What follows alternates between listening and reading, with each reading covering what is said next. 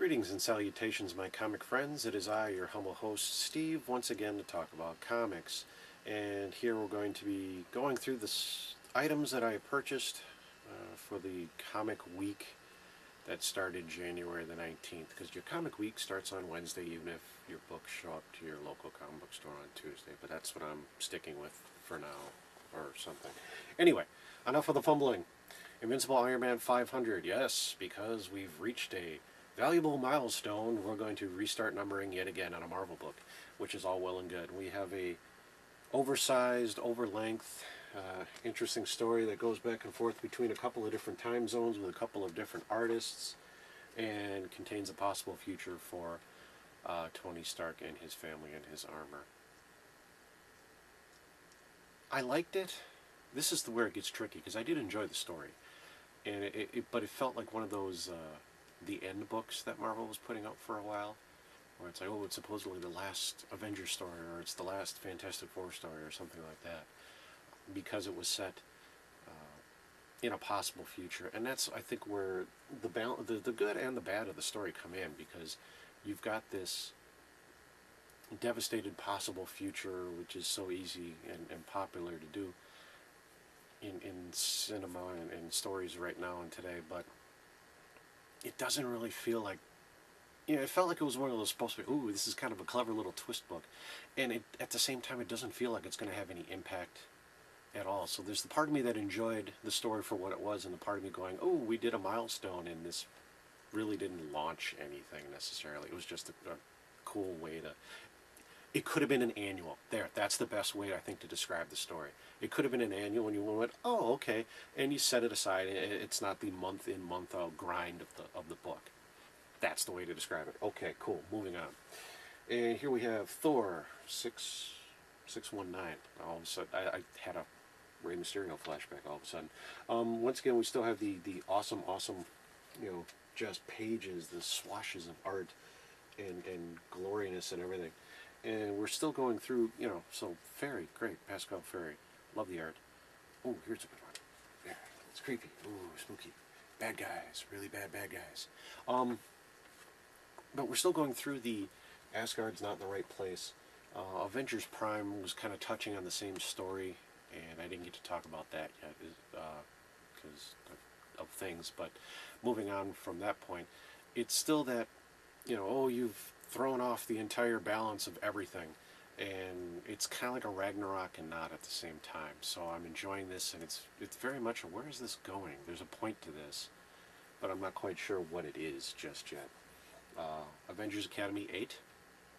The art continues to excel.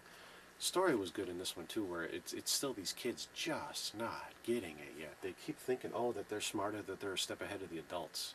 And I think that's kind of the point of the book in general, that we have these kid possible superheroes that have in some ways good intentions, but have all these devious little nooks and crannies in their character that they're just not getting it. Kind of like any teenage kid would, to a degree, where you go, hey, teenage kid, go off and do this, and they go, oh, I know a better way to do it, and you come back and you smack them in the head because they didn't have a better way to do it. So it has that kind of joyous impact and everything. Simpsons comics 174. The best of the Simpsons comic books are the ones that kind of feel like an actual episode of the story, or the series, like a good episode of the series. And this has got a good two stories going on at once that together at the end. Lisa's helping out at a bird sanctuary, and one of Bart's pranks ends up sending all the birds away, apart from this owl that had a wounded wing, and Lisa then takes it in to help it recuperate because the bird sanctuary shuts down while the birds are gone. And it turns out that this owl is just a real jerk, and that's why the owl keeps getting hurt. At the same time, Mr. Burns realizes that Homer is not a good namer, as Mr. Smithers looks for a home, and he's helping him out. So he's like, I have a devious plan, because he's Mr. Burns, and he has devious plans. So he has Homer living in houses in different neighborhoods to drive the property values down in that area, and then he buys up all the houses while the people move away, and then has Homer move to another neighborhood. and then all the people want to move back, so he ends up selling them their houses back, and it just worked for me. And then, like I said, these end up coming together at the end, and it's like, and you know they're going to. That's not the point of it. The point of it is it was actually like, okay, I almost wish I was watching this rather than reading it, because it clicked on that level for me. I rather liked it. Mickey Mouse 304 has mostly a collection of old newspaper Floyd Godfredson. I was so hung up trying to make sure I was going to try and pronounce his last name right. I got the first name wrong. So these are old, like, stories from the 30s and 40s that were in a newspaper strip, and they read kind of like that. You can, even though they're not delineated in the 3-panel, 4-panel on a page, they're broken down where you can kind of see where one day's continuity begins and the next gag ends. I really did. I liked those. I wish there was talk a few years ago that they were going to reprint just those all together, and I've seen just glimpses and pieces of these over the years, and they just seem like they're really fun stories, and just in that boom boom boom newspaper strip style where they just kind of keep moving at a pace, and it's also that reminder too of what the character of Mickey Mouse was at one point, and I think what some people wanted to kind of slide back to, where he's the adventurer and he's not just this guy that runs around in a parade all the time. So I really enjoyed that. Amazing Spider-Man 652, as we launched the beginning of the second big storyline in Big Time. Big Time is Big Time. Beyond that, we've got really fun, stellar art. There was a backup story in this one, but we have Sylvester Smythe, or one of the Smythes, the son Smythe, Alistair Smythe, sorry, lost track of all the Smythes, has gotten Mac Gargan into a new scorpion outfit, and he's got all these insect people, and they're attacking the Jamesons. That's all you need. And it moves on from there, and Peter gets to be smart, as opposed to, and Spider-Man at the same time, as opposed to just being Spider-Man. Okay. Last, definitely not least, Doctor Who #1. As we relaunched the series with a new Doctor. We had the David Tennant series, which I did enjoy from a storyline perspective. The art, as time went on, got very, very... It wasn't bad, so to speak. I just didn't care for it. It wasn't detailed enough. It was a little too expressionist for my taste. Not a problem here. Got a lot of really sharp, really fun, and you can tell on some of the poses where the artist is very clearly only he's sitting there, they're working from a specific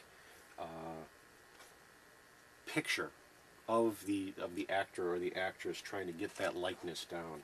Or someone just stood out, it's like, okay, I kind of know that pose already. Like this one, kind of, not that you'll make it out, but this one of Matt Smith right there looks like a very standard picture of him.